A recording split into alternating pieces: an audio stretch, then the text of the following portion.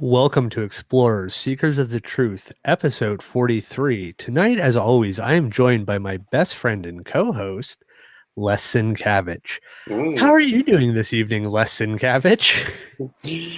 Well, I am very good, my friend. How you doing? Oh, not too bad. Not too bad here. That's good. I want to apologize in advance before we go any further. I was up really late last night, and I've been yawning throughout the entire pre-show while talking to Chad. So if I have excessive yawning throughout tonight's show, I apologize. It's just I'm tired. Well, I'm doing pretty good tonight. So, after it's been a long break and I'm kind of excited to get back here on the stick and start steering this ship into the darkness and scariest places we can find to shed some light. Yeah, it has been a long break, and I wouldn't be doing my duty if anybody remembers. I wouldn't be doing my duty if I didn't tell the audience where they could find us. And if I could remember where that information is, I'd be doing a lot better. And you could find us at our website at www.explorersgroup.com. We are on Twitter at Explorers Group, on Facebook, facebook.com/Explorers Group. We are on Instagram /Explorers Group, and we are on iTunes.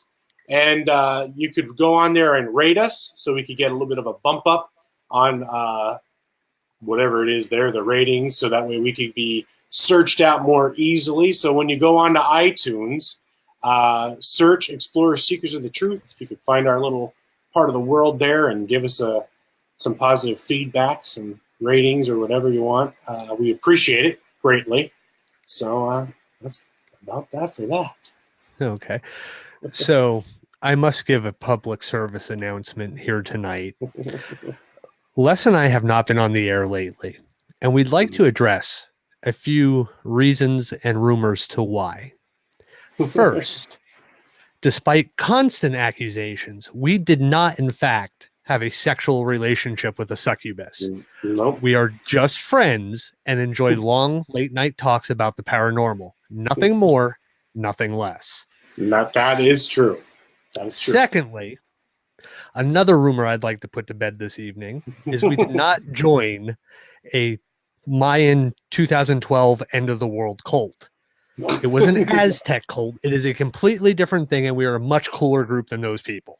I know, right? The least they could do is get the rumors right, you know? Jeez. Yeah. It's a wheel. It restarts at the other end. Yeah, that's right. Okay. So enough with the bad attempts at topical humor. Les and I have, been very busy in our personal lives. Yes, and indeed. certain things did take precedence over the show.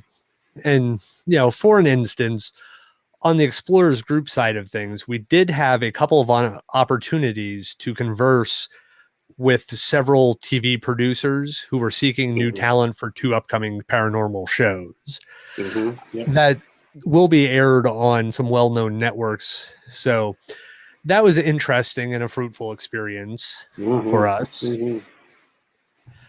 So while all that has taken place, a few other projects we're working on to expand the Explorers Media Group network.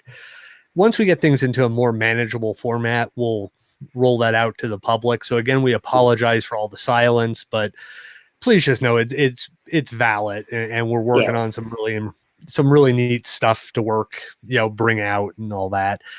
Yeah, we weren't intentionally avoiding anything. It's just life is a fickle thing, and sometimes, unfortunately, personal lives overtake hobby life, and hobby life can't have any more life, and it's not fair.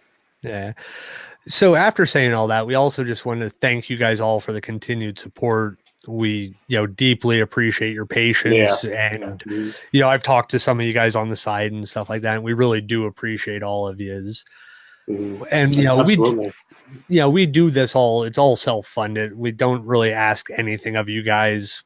We're not like other shows where we have a Patreon and sign up for this and sign up for that. We like to have fun. We do a little contest when we can, So we're just working very hard and trying to think of ways to make what we provide better and more entertaining. So again, thank you guys for your patience, and we're working on some stuff. We're just not ready to kind of release that stuff yet. Yeah, and like Chad had said, we were in the talks with two different production companies. We interviewed with two different casting directors, which was a very kind of interesting and unique experience, like he had said. And I think everything went really well. I mean, it was cool. I had fun doing it. I know Chad had fun doing it as well.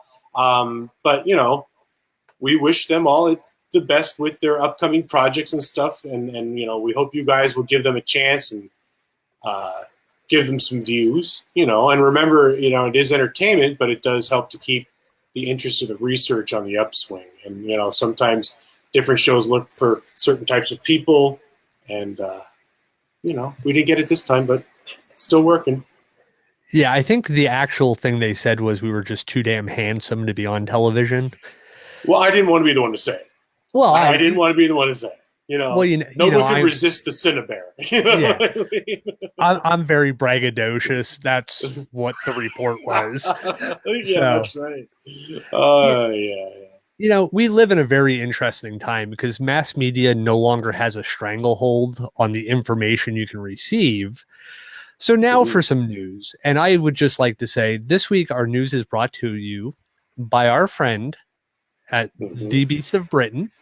In case you haven't heard, our dear friend Andy McGrath, who's been on the show several times now, has a podcast out.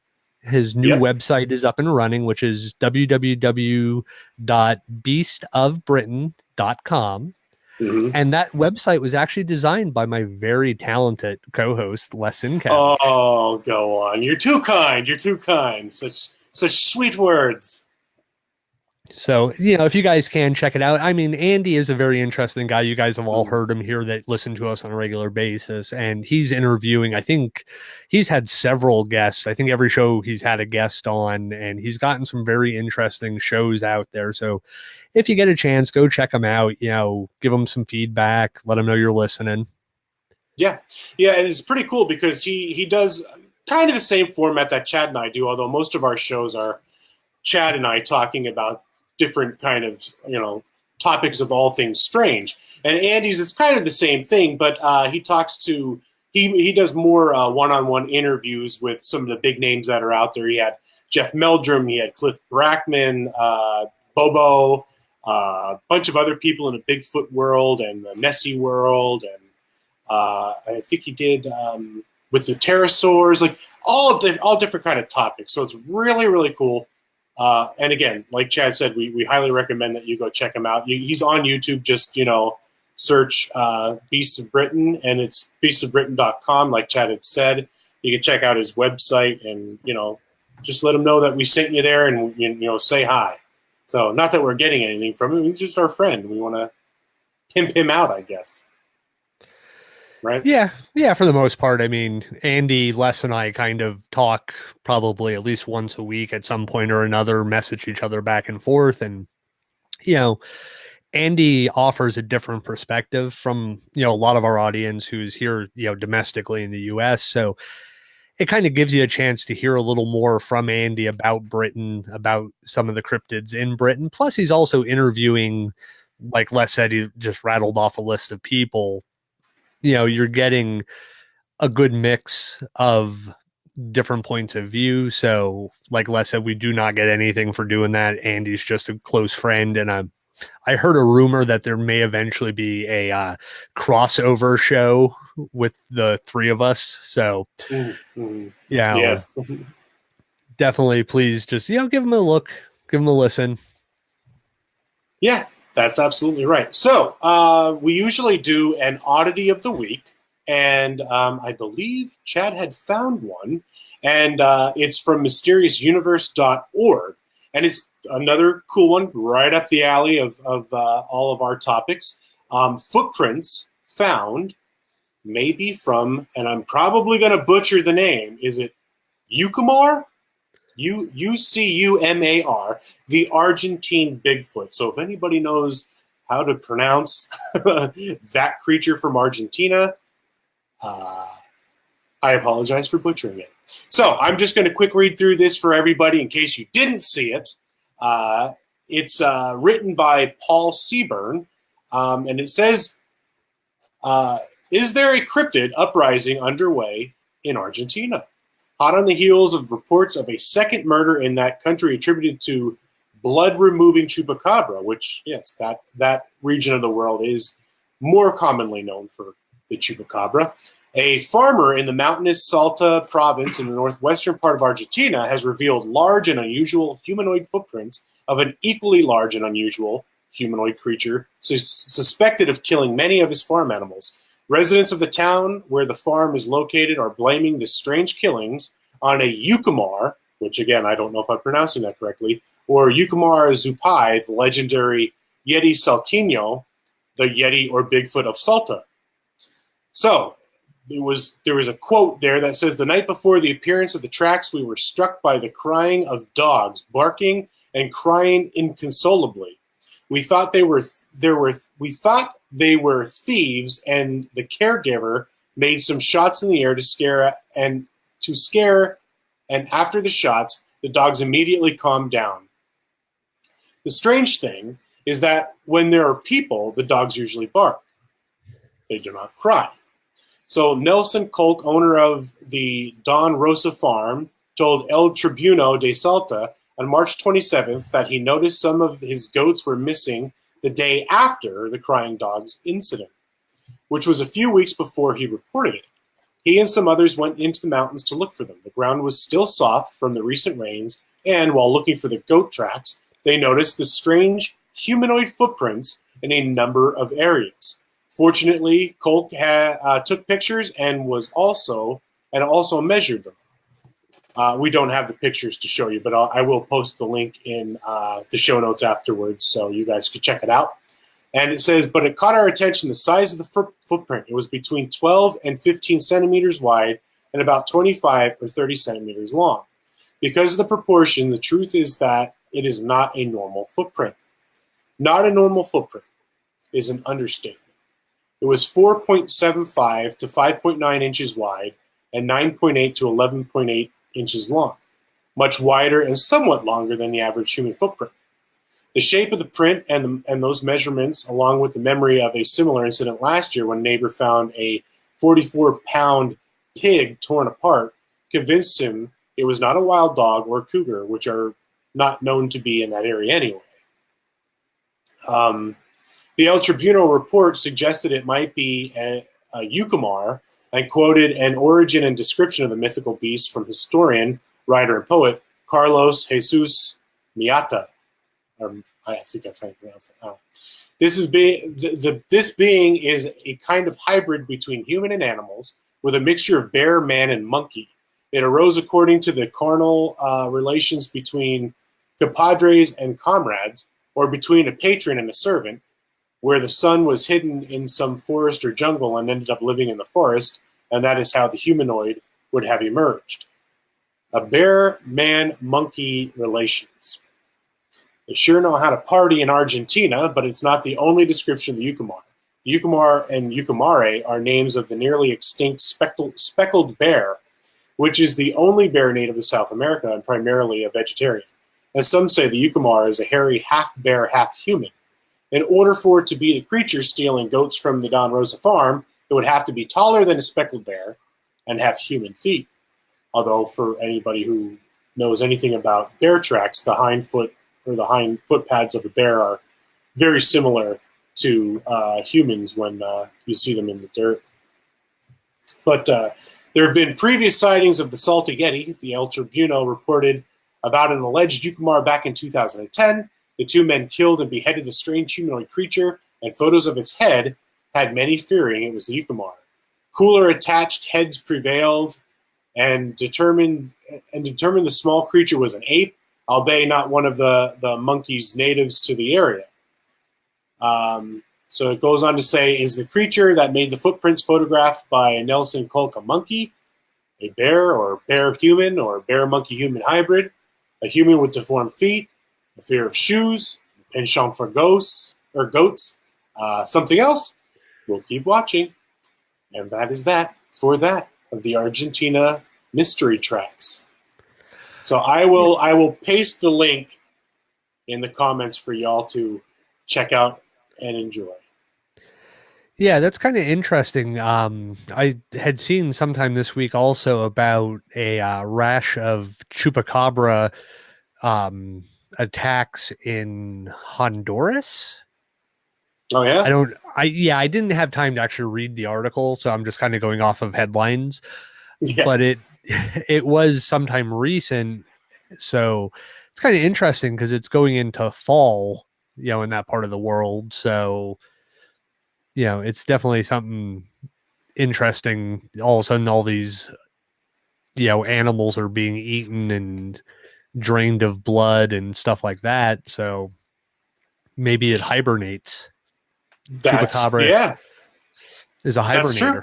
Yeah, because usually in the fall is when most species start storing their fat reserves and stuff like that. And again, not again, but I've stated many times, my geography or my knowledge of geography is absolutely horrible, and I don't know much of the South American regions, so I don't know if Argentina has areas or species that do hibernate, but that could be a possibility that they're trying to build up their fat reserves and whatnot, and try and prepare for their winter slumbers.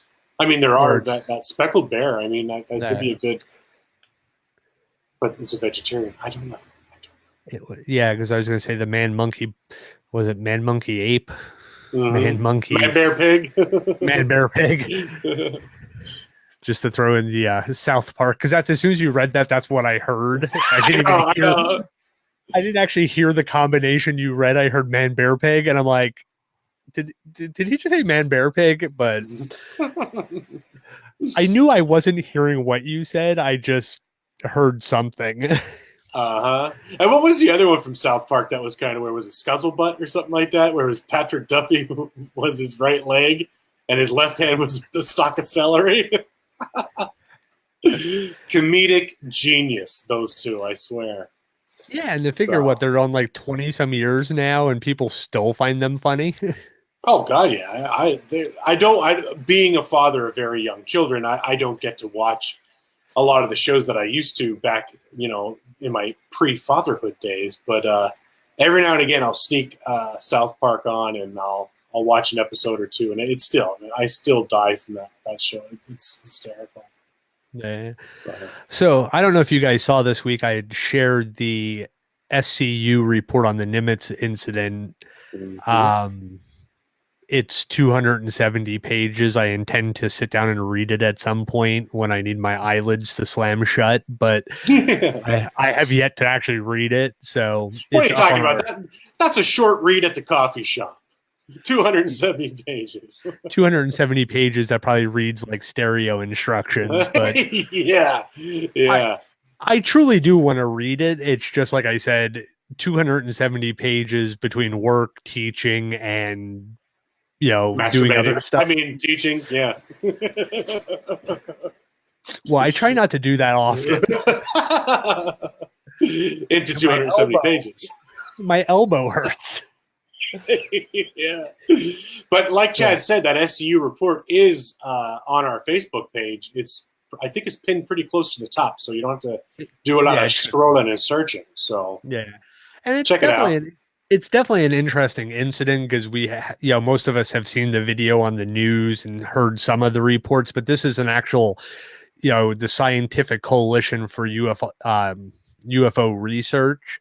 So they're examining it, between eyewitness testimony, video analysis, audio analysis, military reports, because they actually got some stuff from the Freedom of Information Act to compile this. So it's definitely probably worth a read when, especially if you're really interested in UFOs. I think a group like the, SCU is looking at stuff in a reasonable manner and providing, detailed analysis. It's not just some guy living in his basement with a tinfoil, hat on telling you on a video about how this was a UFO and this proves it and that proves it. And these are actual scientific people examining footage and reports. So it's definitely interesting. I make one video with a tinfoil hat, and you got to throw me under the bus like that.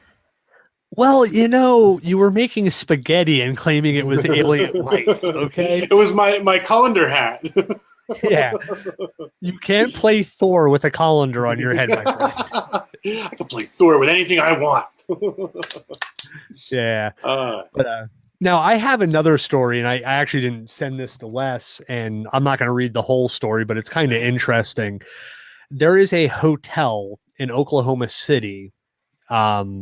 This Cirque Hotel. It's in Oklahoma City. It's the hotel that the NBA uses when teams come to Oklahoma City to play basketball. And every year, pretty much you have one NBA player come out and talk about how this hotel is haunted. So, of course, this year's candidate for this hotel is haunted is Tim Hardaway Jr. Some of you may remember his dad from playing with Golden State and stuff like that. I don't. Wow. My Siri just kicked on for some of I heard that. I was like, what is that? Is that my phone? Where's that coming from? The sad thought was it was searching Tim Hardaway Jr. and couldn't find anything. Poor guy. Well, hey, that goes back to our geez, if I could talk, I'd be better. It goes back to the one episode that we did on is paranormal technology getting too technical. And as we were saying about with the algorithms, right there you go. The phone's always listening. Well, the funny thing is I have the show on because to respond to the comments, I have to have my phone open to do it. Because otherwise Facebook knocks out my BeLive feed. So I haven't touched it, and Siri kicked on without being activated. Like I didn't say, "Hey Siri." She didn't come on then. Oh, yeah, she doesn't work when it's supposed to. Oh, did it? Yeah, it just came on. But that was funny because I didn't even, touch the phone or anything like that. And all of a sudden it kicked on and was searching for Tim Hardaway.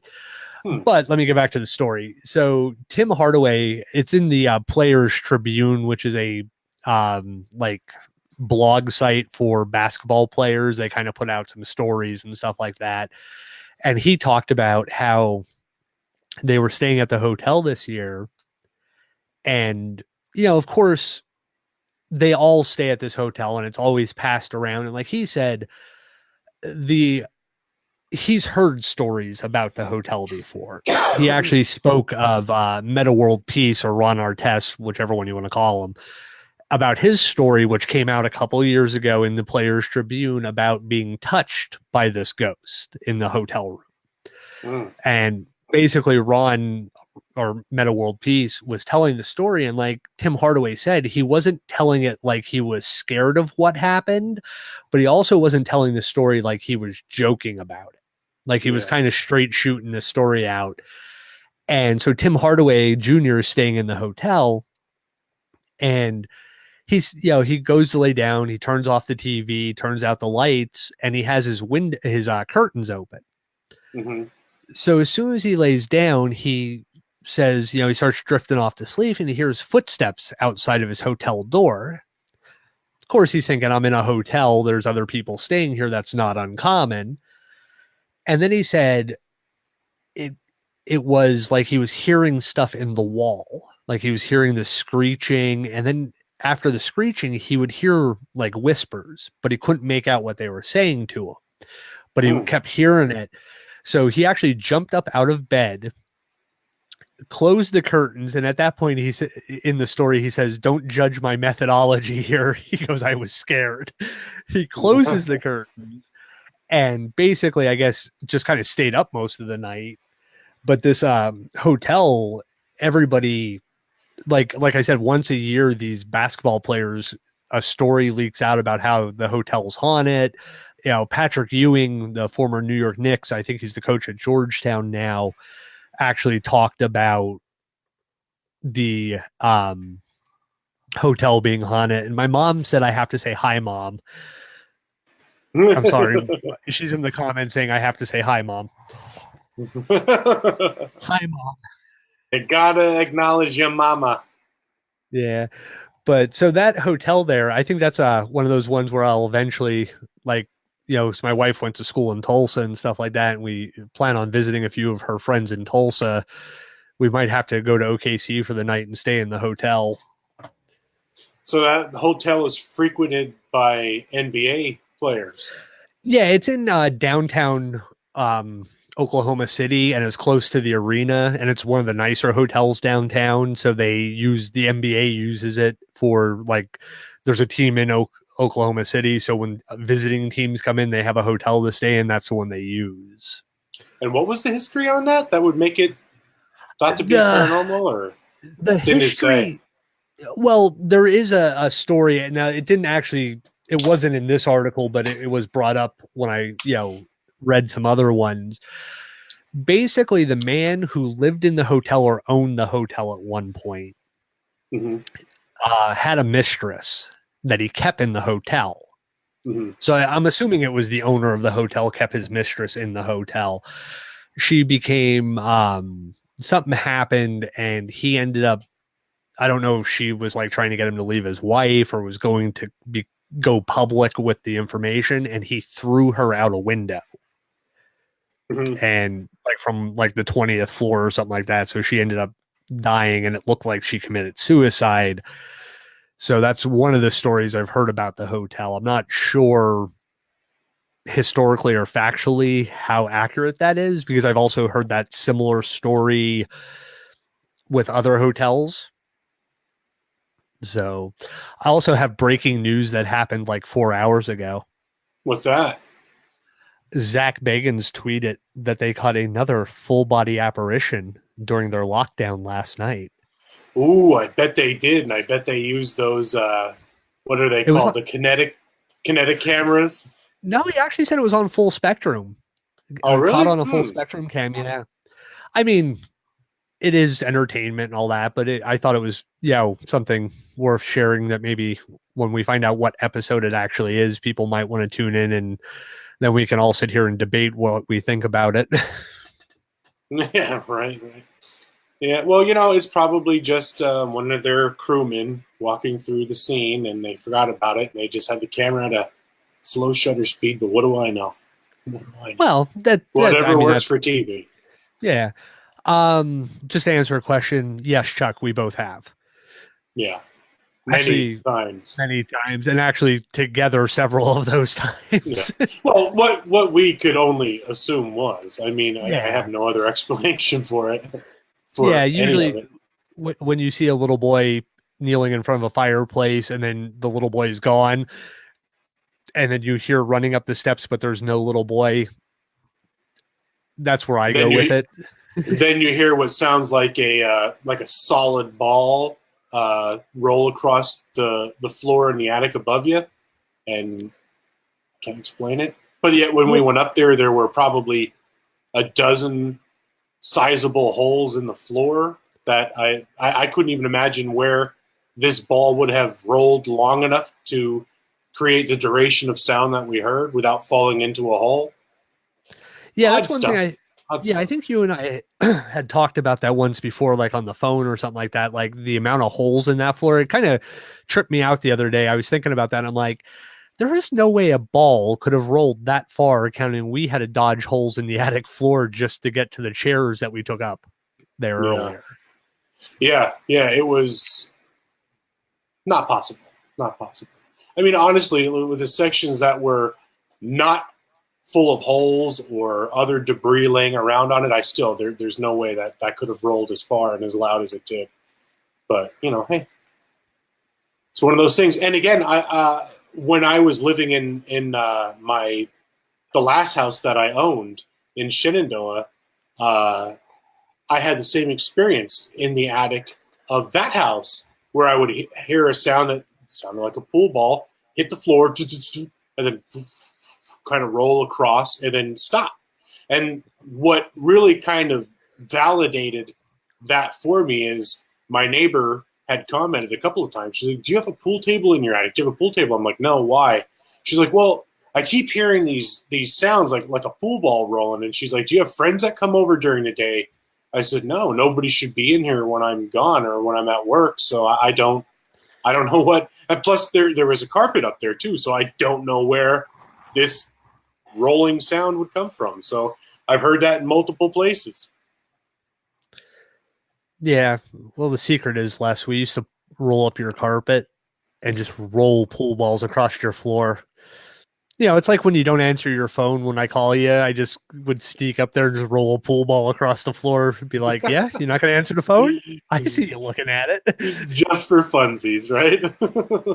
It was just fun on my end. Yeah. You're down there indeed, glad handing and lollygagging around on your dang cell phone. Well, what can you do? What can you do? It is weird, though. You know, all joking aside. Well, I think that comes from the theory of paranormal pool ball rolling, which I'm championing, now publicly. I think that they like to play pool. Yeah. I mean, well, it's something to do. Well, when you have the rest of eternity, you got to keep yourself occupied. But what is also interesting, too, is when we got that, for lack of better terms or definitions, puma sound or mountain lion sound, whatever it was, I still think that was really weird because we got that at the Haldeman, same place as Chad had said about that kid that we saw. Caught the same sound at the Elks Lodge in Tamaqua, Pennsylvania with the other group that we had belonged to when we were down there with Prey. Mm-hmm. Still have audio of it. And that we'll have to put that, well, the sound from the Haldeman is on our website, www.xplorersgroup.com. You can go check that out on our evidence page. I'll see if I could dig up the old audio clip. If I don't have it, I know one of my old teammates has it. I'll check with him and see if I could get it, and we could do kind of an apples to apples comparison and see what you all think, because I couldn't explain it. It was just this weird, like that kind of wow. It's just I don't know. And I thought it was the one guy that we had with us at the Haldeman because when he talked, his voice sounded like a goddamn mountain lion. Yeah, but also then, like, I found that in the Hans Holzer book back in the 60s that they had recorded something similar. Now, I don't know if any of the Hans Holzer stuff would be available to the general public. Some of his recordings, I mean, it was probably done on reel-to-reel back then. Yeah. But, they actually searched outside of the home where they captured it. It had just snowed. And they, went with the natural conclusion of, oh, it's a mountain lion, it's a puma, some kind of cat. Mm-hmm. They looked all around the outside of the house, for a good distance in fresh snow and could not find any cat prints. Yeah. So, I mean, I don't know how many mountain lions are along the Susquehanna River right by a train track in the middle of the evening, nighttime at that point, because until we got everything set up and all that. Mm-hmm. With the camera dropping and pulling the DVR off the table. And I'm sorry, I'm just going through a list of nightmares I have. That might suck, according to Jim, per se. But anyways, let's get back onto the topic. Now, tonight's topic is, I don't know if it's so much a cryptid creature or a paranormal. It's definitely not extraterrestrial. At least I don't think so. But it's still kind of in the realm of strange and unusual. I would say it's more of an urban legend or a folktale, I guess. Wouldn't you say? Yeah, I would say urban legend. Folklore, urban legend. I mean, in that realm, yeah. Yeah. So tonight we're gonna cover a topic that kind of has been circulating the internet for a while now, and what we're talking about is the legend of the Bunnyman. Now, it is classified as an urban legend that originated from two incidences in Fairfax County, Virginia. In 1970, but has been spread throughout the Washington, D.C. area as well. The legend has many variations. Most involve a man wearing a rabbit costume who attacks people with an axe or a small hatchet. Most of the stories occurred around, Colchester Overpass, a southern railway overpass spanning Colchester Road near Clifton, Virginia, sometimes referred to as the Bunnyman Bridge. Versions of the legend vary in the Bunnyman's name, motives, weapons, victims, description of the bunny costume or lack of the bunny costume, and sometimes even his possible death, which is interesting.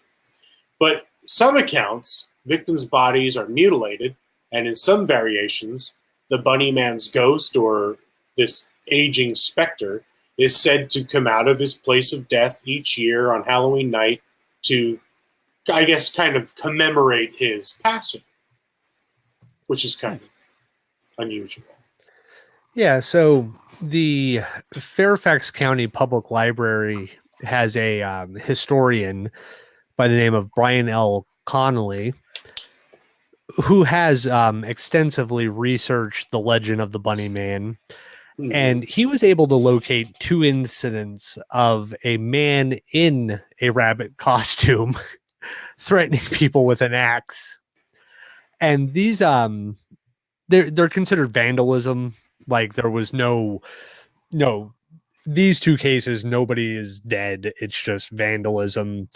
And they basically occurred about a week apart in 1970s around the Burke, Virginia area. Mm-hmm. So I'm going to read to you the first encounter here. The first incident was reported on the evening of October 19th, 1970 by U.S. Air Force. I can talk tonight too. The U.S. Air Force Academy cadet Robert Bennett and his fiancee, who were visiting a relative on Guinea Road in Burke. Around midnight, while returning from a football game, they reportedly parked their car in a field on Guinea Road to visit an uncle who lived across the street from where the car was parked. As they sat in the front seat with the motor running, they noticed moving outside the rear window. Moments later, the passenger's window was smashed, and there was a white-clad figure standing near the broken window. Bennett turned the car around while the man screamed at them about trespassing, and he was quoted as saying, the Bunnyman was quoted in this story, "You're on private property, and I have your tags," as they drove down the road. The couple discovered the hatchet on the car's floor later. Now, when the police requested a description of the man, Bennett insisted he was wearing a white suit with long bunny ears. However, Bennett's fiancée contested their assailant did not have on bunny ears on his head, but was wearing... You okay? Yeah, I just turned around. The door was open behind me, but I think my wife or the dog, one of the two just bounced off the door. I think she was getting dog food for him or pulling the thing so he couldn't get in. Yeah, technical difficulties, weird noises behind you. Mm-hmm. So to get back to this, the fiance said that the assailant was not wearing bunny ears on his head, but wearing a white conical hat of some sort. They both remember seeing his face clearly, but in the darkness could not determine his race. The police returned the hatchet to Bennett after examination. Bennett was required to report the incident upon his return to the Air Force Academy. Okay, so let's just start with this story. And let's find all the little creepy details. Okay, they were That's parked, the fun part. They were parked on a road in a field across the street from where an uncle lived. You know, the one who usually isn't invited to the barbecues during the summer? Yeah. That kind of just sounds funny. That kind of sounds like an excuse for, oh yeah, we were making out in the car, or maybe trying to do something a little bit more. He's probably home from the academy, was a little revved up, and they were, trying to get some Marvin Gaye music playing. But what are you getting at? I'm saying they were probably fornicating. But the second thing that I find funny is the whole white conical hat, dressed in Yeah, all well, white. but that's what I don't know. Didn't he say that it had long bunny ears? Like, is he Well, just go ahead? the the man saw it and thought it had long bunny ears. The woman, his fiancee, contested that Uh-huh. it wasn't bunny ears, but a white conical hat. Now it is dark. Um, a white conical hat, for anybody who maybe doesn't necessarily know what a white conical hat is, it would be one of those hats that you see in some of the brotherhoods in Europe, religious orders, that kind of goes up and is a cone, goes up to a point. Also, probably maybe for more Americans would recognize it as the hat that KKK wears. Hmm. Um, you Or are a dunce in, cap, a yeah, dunce cap from back in those days. You know. you are in, Virginia. Not saying it was, necessarily, but it's a road. It's kind of out there. Did they maybe stumble on somebody coming back from a meeting, and to scare the people away, he might have smashed a window? Hmm. Because the whole you're on private property, like, if it was some kind of psycho killer, they're not going to yell you're on private property and I have your tag numbers. Yeah, right. That just sounds like to me like they were out somewhere they weren't supposed to be, Hmm. and somebody broke their window. He needs a reason why the window got broke. Throw the hatchet on the floor and say the man in the white bunny costume smashed my window. Yeah, yeah, exactly. It's just a pathetic cover up. Yeah, for two teenage kids out probably later than they were supposed to be Yeah, doing just something. trying to get their freak on, you know. Yeah. Well, yeah, and that's how urban legends are born in a lot of cases. You know what I mean? It was just a BS story that was made up. I mean, there was a story, I guess, down near Charlottesville, kind of close to where we grew up, where this dude and his siblings used to make these serpentine-like patterns in the cornfields, and they were large, and people thought it was some sort of a giant snake or whatever, and it circulated for a while from what he had said, and he used to sit back laughing with his siblings, thinking that was us. We were just making these, trails or these marks. They used to make these designs in the cornfields and just messing around, and then people thought it was some sort of giant snake or serpent or something that was in the cornfield. So, you know what I mean? One little white lie or one little, twist of the truth, and there is born your urban legend. Yeah. Yeah. I mean, all of us could probably sit down and think of at least one urban legend from the area where we all grew up. Mm-hmm. Yeah. You know, It's not that hard. Go on. Everybody could do it. everybody close your eyes and Yeah. hear the urban legend from your childhood. The Come funny to the thing is, light. Les is really good at imitating voices. I am horrible at it, and yet I'm the one that does it all the time now. Yeah. Les, you need to stop. I'm not You as need good as I to, used to be. Let's you just put need it to that stop lollygagging and glad handing over there and do some damn voices. way. And that, ladies and gentlemen, was his attempt at Stone Cold Steve Austin. Oh, what? What? All right, all right. The What? second reported sighting What? occurred on the evening of October 29th, 1970, when construction security guard Paul Phillips approached a man standing on the porch of an unfinished home in Kings Park, West Guinea Road. Phillips said the man was wearing a gray, black, and white bunny costume and was about 20 years old, 5'8" tall, and weighed approximately 175 pounds. The man began chopping at a porch post with a long-handled axe, saying, "You're trespassing. If you come any closer, I'll chop off your head." The Fairfax County Police opened investigations into both incidents, but both were eventually closed for lack of evidence. In the weeks following the incidents, more than 50 people contacted the police claiming to have seen the Bunnyman. I have a story from when my grandfather was still alive, and my family owned a security agency.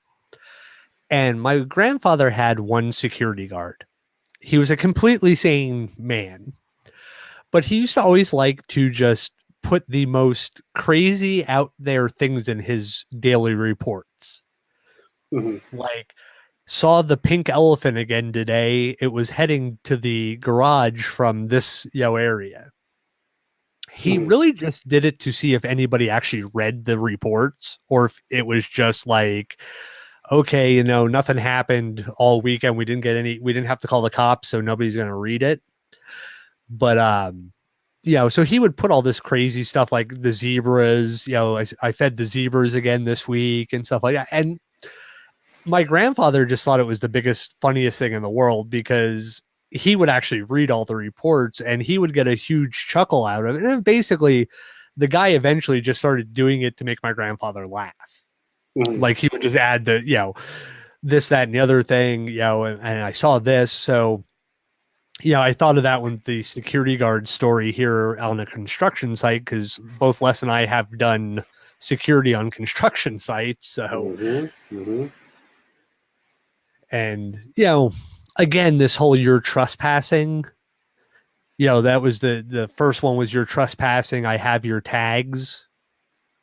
This one is, if you come any closer, I'll chop off your head. So to me, that almost makes me think, was in the first news report, did they mention the part about your trespassing?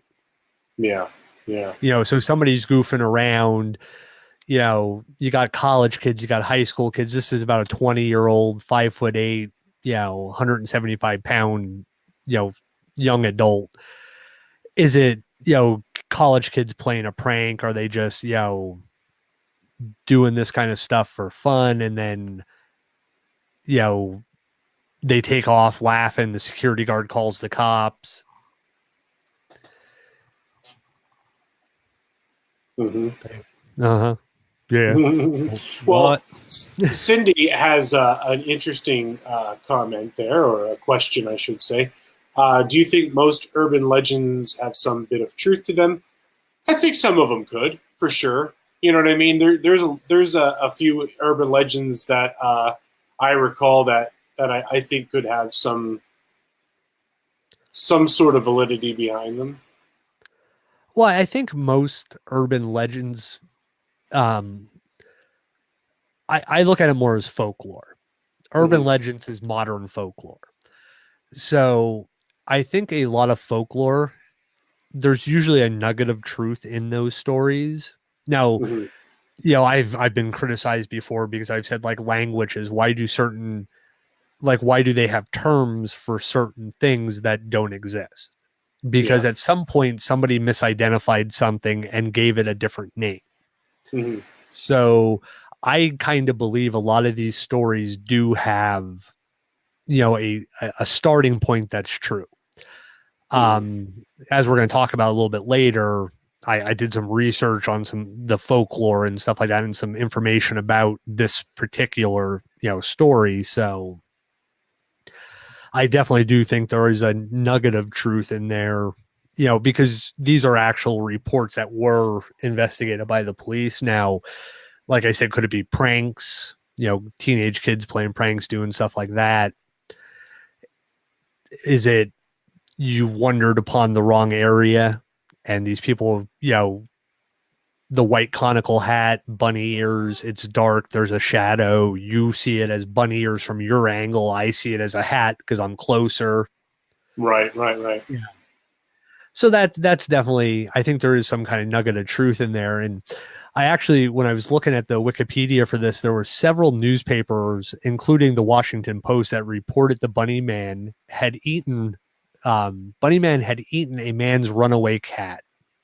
Post article mentioned this incident and a few others. Like, here's some of the titles that they used. The man in bunny costume sought in Fairfax, which was in October 22nd, 1970. The rabbit reappears, which is kind of funny because that's on Halloween, the pull a rabbit out of the hat. make the rabbit, disappear. Bunnyman scene, and I think Moon Joey had said this one earlier. Bunny reports are multiplying. Well, rabbits are kind of known for reproducing. Thank you, Les. Just let me hang out here for a minute by myself. It's called dead air. Thank you for it. I'm being distracted by some of the comments. I do apologize. Yeah. So, like I said, I did look into folklore and kind of, basically folklore are these expressions of, culture, of a shared group and some of it, it's tradition. Sometimes it's, oral traditions like tales and proverbs and jokes that are passed down, between a family or a village or something like that, or, a community. So like we were talking, that snake story, it kind of gets passed down. The vampires that live on the mountain outside of Cursona. That was, just a little tale that, people used to tell in that part of, Schuylkill County, Pollock jokes. They're kind of folklore where we're from, a lot of it. And then you have like, material things like the Blarney Stone and, if you kiss it, it's good luck, or, certain items that people, say are good luck, like, little Buddha statues, or my grandmother was big into elephants with their trunk up. That was a good luck sign. I don't know if it's some Asian culture or something like that. The depiction of elephants with their trunk up in the air is good luck. So that's another form of folklore. And then there's like, customs, your wedding rituals, your, birth rituals, stuff like that. So, Christmas is technically a customary lore, folk dance and stuff like that. So, and, urban legends are really just the modern genre of folklore, which if you think about it, like we consider them urban legends because they're happening more in our relative lifetimes. And, usually like urban legends generally have that macabre kind of, basis to them. And they're rooted in little pockets like, Bunnyman Bridge area in this part of, Virginia and stuff like that. You have the Goat Man, which is another one, which is, in the Maryland area. These are kind of similar stories, but with variations on what it is or who it is and stuff like that. Yeah, the Goat Man was always weird because one of the part of that lore was he would go around and hang urinals on telephone poles. Do you remember that one on the Maryland Goat Man? Yeah. Which I thought that was kind of odd. Like, what a random thing. You know what I mean? He chases young lovers out of their, I guess, like you were saying about the one report on the Bunnyman.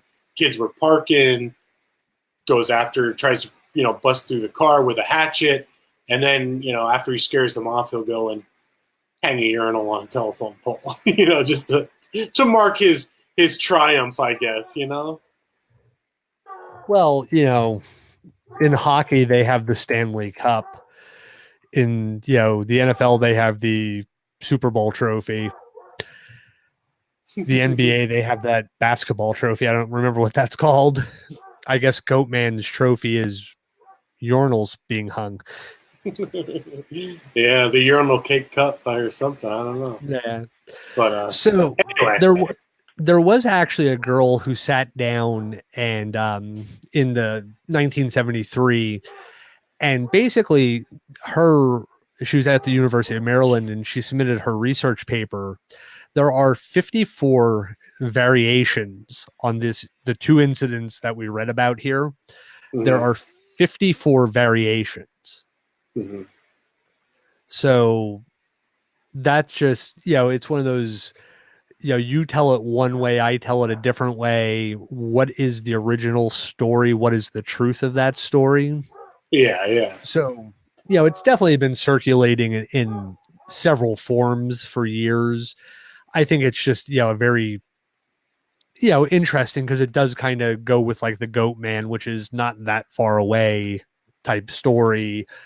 And I'm sure if we, had some other people from other areas, they probably have a something, man or something like that, scares away. It's the old hook hand, caught in the car door when they pull away, urban legend from the movie and stuff like that. Mm-hmm. Mm-hmm.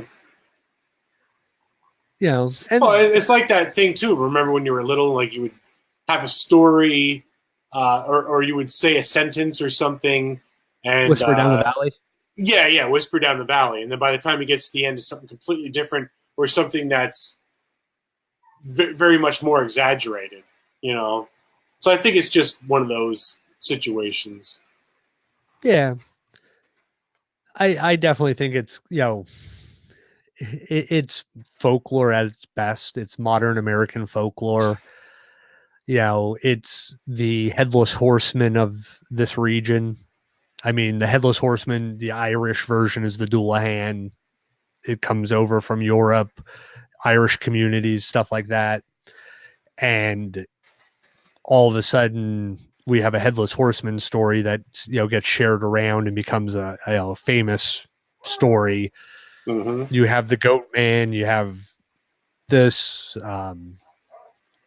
You have stuff like the Mothman, which depending on what side of the aisle you fall on, a lot of this could just be an urban legend associated with that area. I tend to believe from the research I've done on the Mothman and talking to Jeff Walmsley and, talking to him about interviewing and living around the eyewitnesses and how they seem to carry that with them the rest of their life. I would kind of think of it more as a true, or at least maybe a misidentified animal or creature, but something that did actually happen to these people.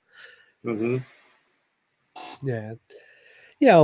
And there's versions of this story naming, a suspect in specific locations. There was one posted in 1990s by Timothy C. Forbes that's, this version of the story basically states that there was an asylum near Clifton, Virginia that was shut down shut down due to a petition by the growing population of the residents in Fairfax County. And basically it's the old, they go to transfer the inmates, there's a bus crash, and they escape, and 10 inmates escape, and a search party finds all but one of them. And basically they were finding half-eaten and half cleaned and eaten carcasses of rabbits hanging from trees in the nearby forest. And Mm-hmm. That one is basically proven to be a falsehood. There was never an actual asylum in that area until, I don't think there's ever been an asylum in that area. So you got a lot of stuff in this, like you have that one, appearing around Halloween. What is that? That's the scariest time of year. So let's make something, in our area terrifying. So kids go out to this area and, look for the Bunnyman. Well, same sort of scenario in Weatherly is there's an old cemetery outside of town. Now, again, I didn't grow up here, but people that I do know from around here, and I get varied stories too. So again, to that kind of thing is depending on who you talk to, there's a slight variant in the lore. But one of the things is on Halloween night, supposedly you climb to the top of the flagpole that's in the cemetery, and if you look down, you could see into a portal of hell, and it's supposedly haunted by a demon, which I do have a very interesting story about that. And when I was out with the previous group, we took Neil, the one guy from the group, took a random picture down the road. It was dark, pitch black out, and he just took a picture. And when we looked closely at it, you could see like the head, shoulders, and most of the upper body of what looked like a human. And after we enhanced it, we inverted the image and kind of reversed it into a negative, and you could clear as day see a humanoid figure, and after we enhanced it, behind it was this big circle. I don't know what you want to call it, but I'm like, well, if the story is it's haunted by a demon and there's a portal to hell, I think we caught both of them in that picture. It was very odd, very odd. Now, my question was, did you see head, shoulders, knees, and toes? Knees and toes. Yeah. Not eyes and ears and nose and mouth, just head, shoulders, knees, and toes.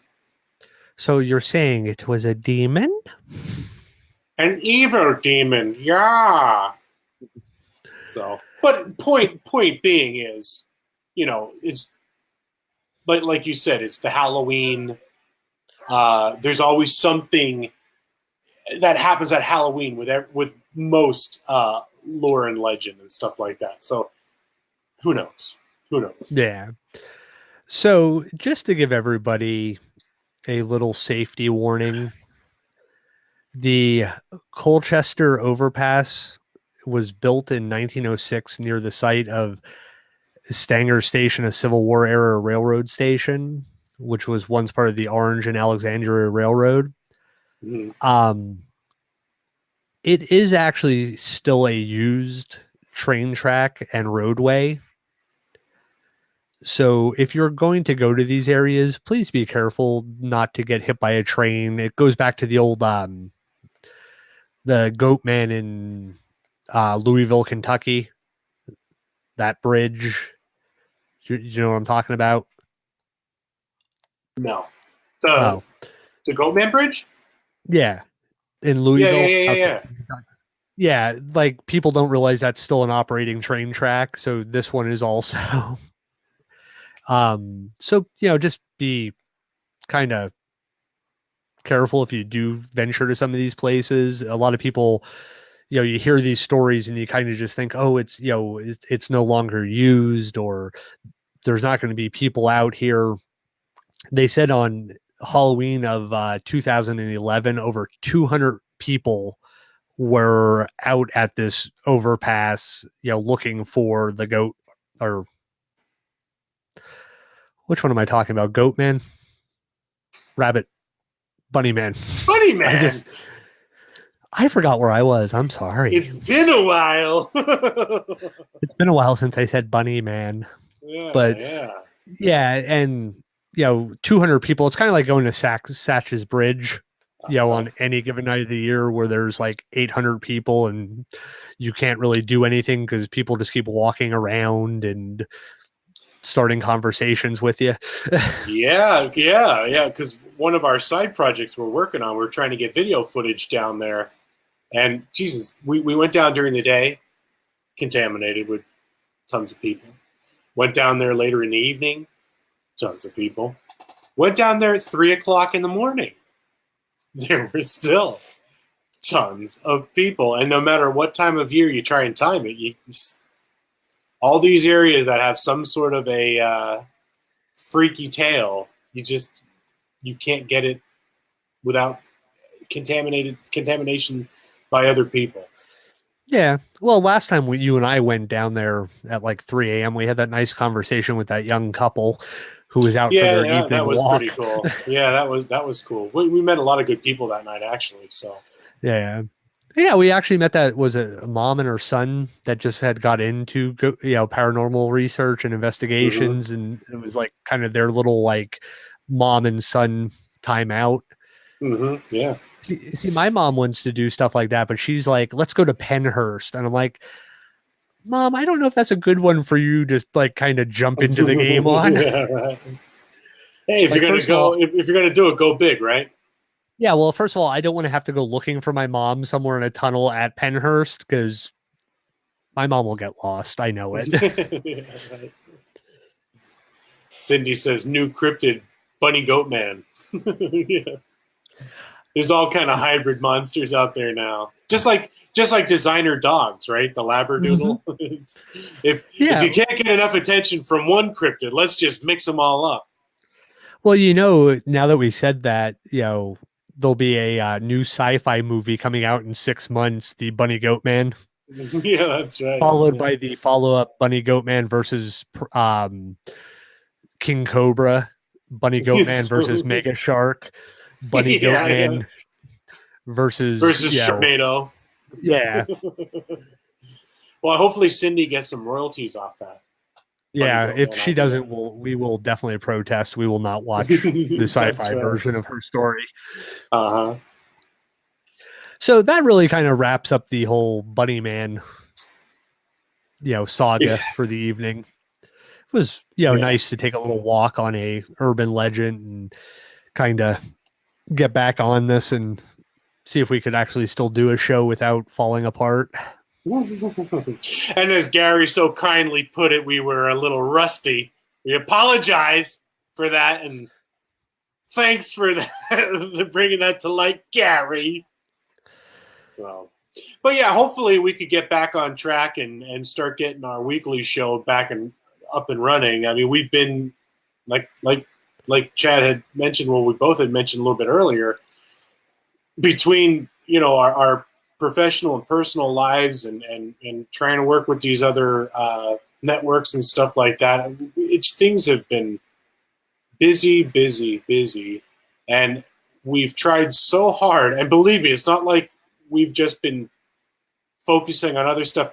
We talk every week, every day practically, and all we keep, all right, we're going to work on the show, and then something comes up, and it's just one thing after the other. So again, we do, from the bottom of our hearts, we really do apologize. It's not like we wanted to put this off.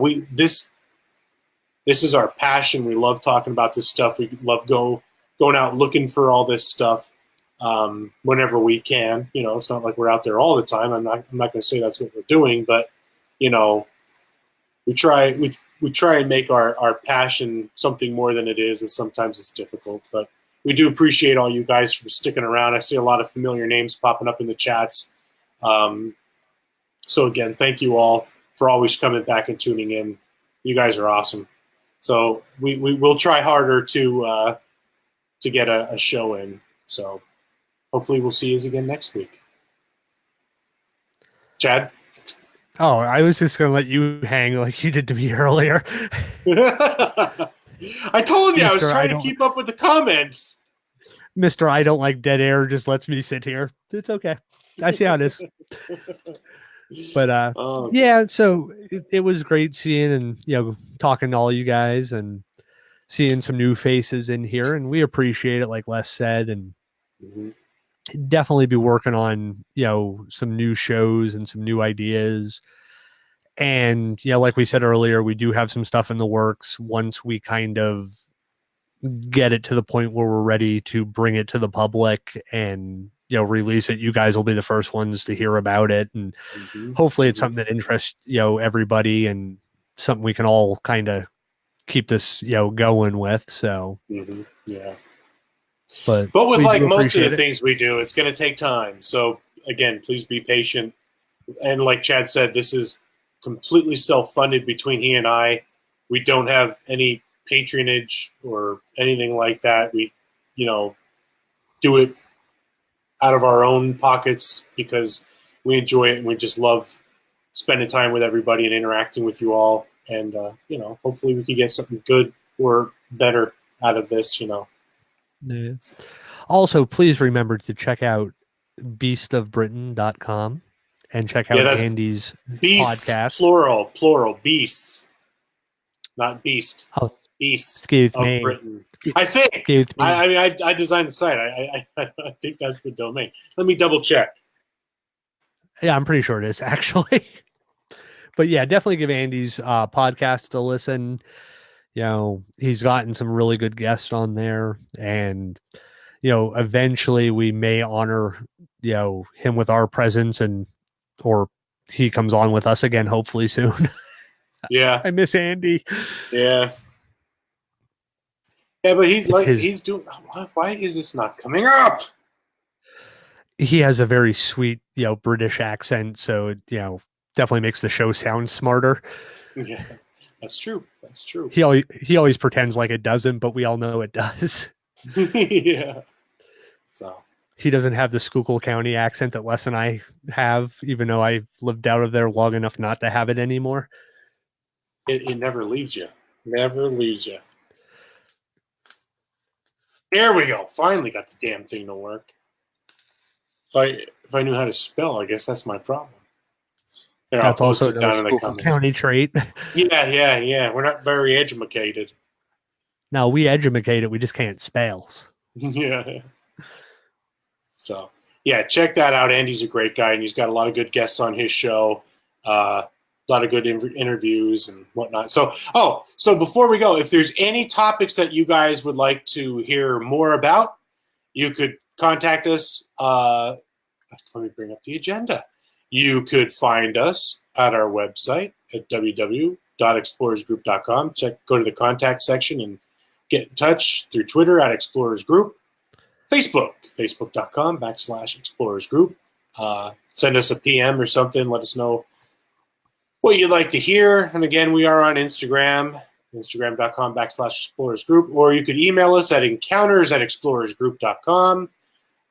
Again, we are on iTunes, and we're trying to build that domain as much as we can. So go to iTunes, search Explorers Seekers of the Truth, and leave us a Bigfoot. That's right, Cindy.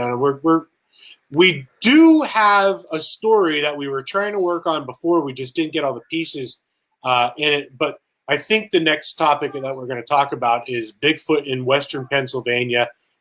And then we're going to try and segue out of that for the next show to be Bigfoot UFO connection, all within that Kecksburg area, Allegheny Mountain Chain area of Western Pennsylvania. There's a lot of activity that's going on, that has gone out there throughout the years and even up until the present. So we want to talk a little bit about that. And maybe we could get one of our friends on the show from out that area who's more familiar with it. And he could kind of, give us some more. Gary, his name is Argo. Who? Bigfoot? Bigfoot's name is Argo? Got to give us a little bit more than that little teaser, Gary. But, yeah, so those are some show ideas we have. So we definitely want some more Bigfoot in there, some more paranormal stuff. We might do another paranormal, like personal stories like we did before, because like when Chuck had asked about, had we ever seen anything, there's so much that we had experienced. So, more stuff. It's just getting the time to put it all together and fleshing out the notes and all that stuff. And it takes time, like I said. So we will try to get some more out there to you. But yeah, go to iTunes, help us out there. And please, if you like our show, share it with your friends. Tell your friends about us. Just try and help spread the word, because like we said before, we're not making any money off this. It's not like we're trying to become rich and famous. We just like to interact with more like-minded people. Everybody we've had the pleasure to communicate with. You guys all are awesome, and we've become such an awesome little family here at Explorers Seekers of the Truth with you all. So again, thank you. I'm not going to draw this out anymore, because Lord knows I could really draw a show out with rambling nonsense. So good night, everybody. Chad, any last words? Good night. No, don't phrase it like that. That sounds horrible. Yeah. Anything else you would like to say? How about that? All right. So from both Chad and I, everybody, good night. See you again.